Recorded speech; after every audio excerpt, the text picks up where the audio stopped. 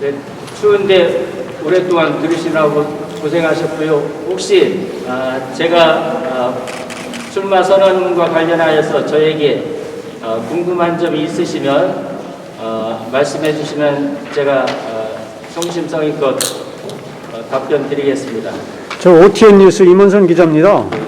예, 그동안 이 봉사를 하신 것이 있는 걸로 알고 있는데, 좋은 점, 보람했던 점하고, 요것은 좀 굉장히 좀 누군가 지원을 해줬으면 좋았었을 텐데 하는 아쉬운 점이 있으시면 한두 가지 좀 부탁드립니다.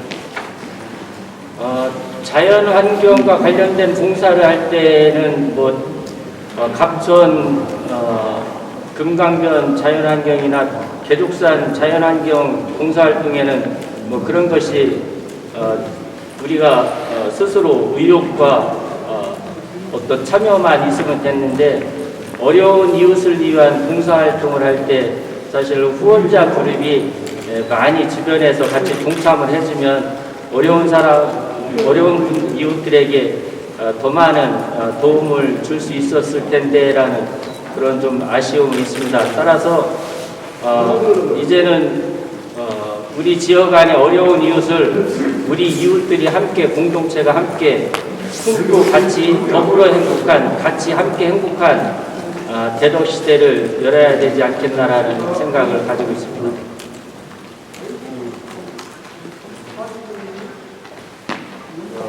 계속해서 국민의힘이 지금 현 구청장에 대한 정책에 대해서 잘못됐다고 얘기를 계시잖아요.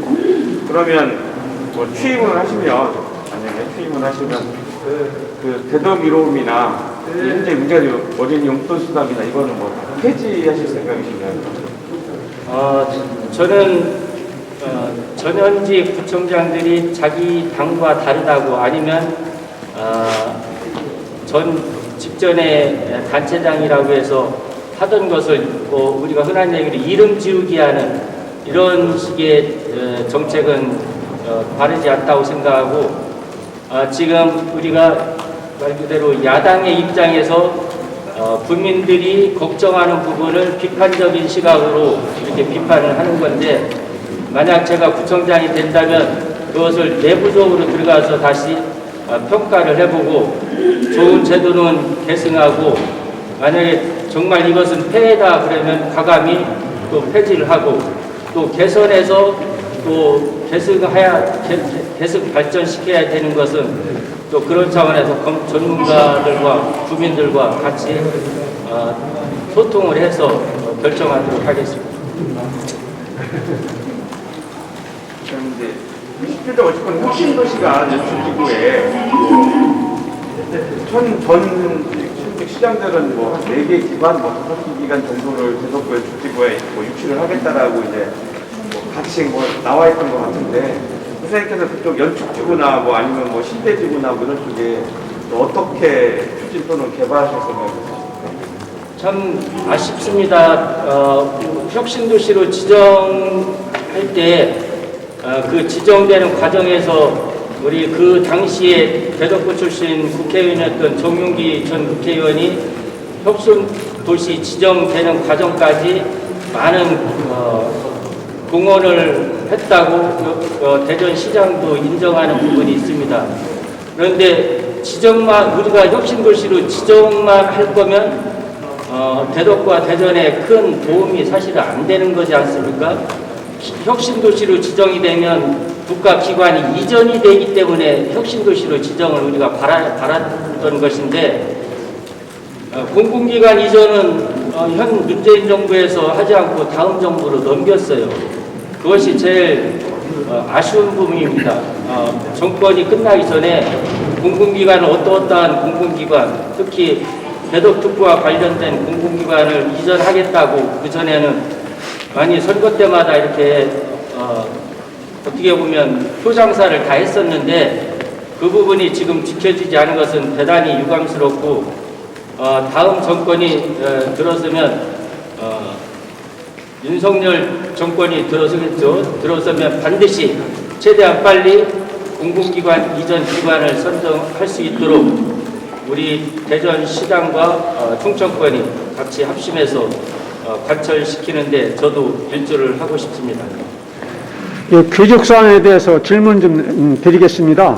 계죽산은 황토길을 개발한 지 연한추 20년이 얼추 다가오는 것 같은데 현재의 시에서 관리하는 지역이 있고 대덕구 관리지역, 동구에서 관리하는 지역이 있습니다.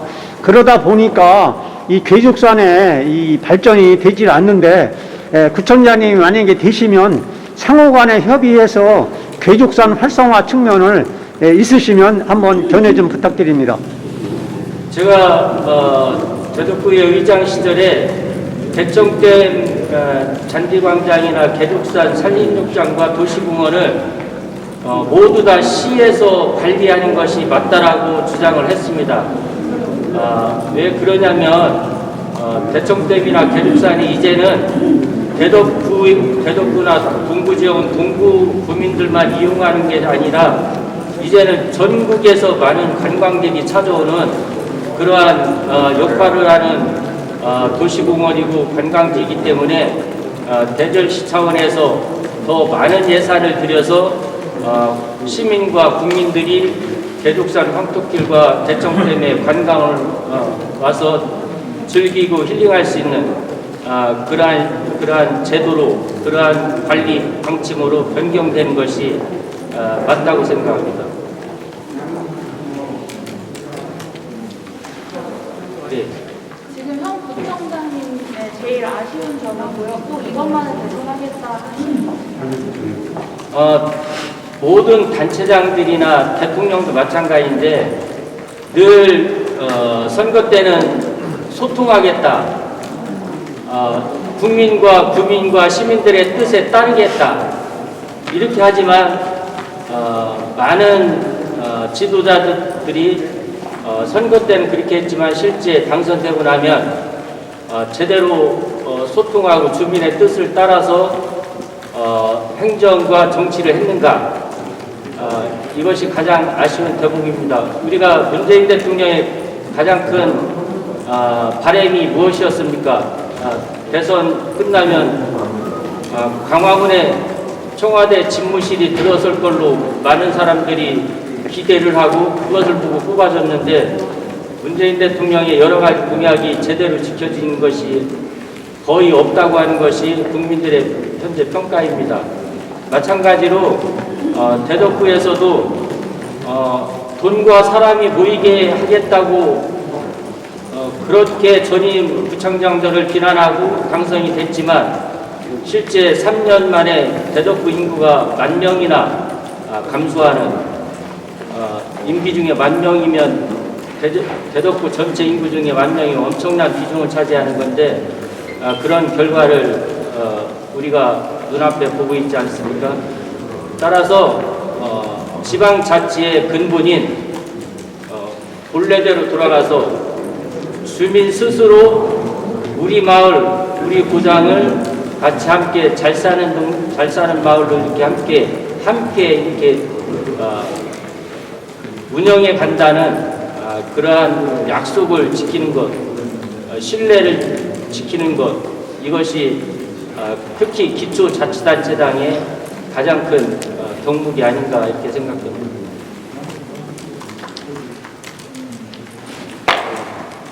경부선 지하화가 대덕구에 이제 양강 어떻게 보면 편한 공약처럼 돼 있는데 그 부분에 대해서 좀 어떻게 해주세요? 원래 경부 고속 KTX가 지나는 고속전철이 대덕구만 빼놓고 오정동에서부터 파남동까지만 원래 원안으로 지하화였는데 그 지하화하는데 공사비가 워낙 많이 들으니까 그 공사비의 절반인 5천억 원 정도를 철로변 생활환경 개선 예산으로 투자를 했어요. 그런데 대덕구는 다 빼놨습니다. 오정동 한남대 6규만 그 사업에 들어갔어요. 제가 그거에 대해서도 많은 항의를 했는데 만약에 그 지하화하면 지난번에 그렇게 했던 것처럼 지하화를 안 되고 신탄진부터 지하화가 되어야 되고 저는 더 나아가서 제가 여기에 자세히 안 했는데 왜 777 공약을 제시하면서 그 중에 하나가 혁신도시 지역 연축 특구 개발 지역이 양쪽으로 경부 고속도로가 지나고 있습니다. 경부 고속도로를 그 구간은 지하화를 해서 혁신도시의 면적이 지금 한 7만 평밖에 안 되는데 원래 정윤기 국회의원이 구상할 때는 한 30만 평 규모로 이렇게 구상을 했었는데 그 30만 평 규모는 안 되더라도 경부고속도로 그 통과 구간이 지하화가 되면 어느 정도 규모가 있는 규모의 경제를 이룰 수 있는 그런 지하화를 실현하기 위해서 제가 대전과 대덕구의 정치 행정에 많은 힘을 모아서 추진해 보려고 합니다. 더 질문하실 분 없으시면 맞춰도 되겠습니까? 그러니까 이렇게 누추한데 끝까지 이렇게 함께 해주신 기자님들 감사하고요. 또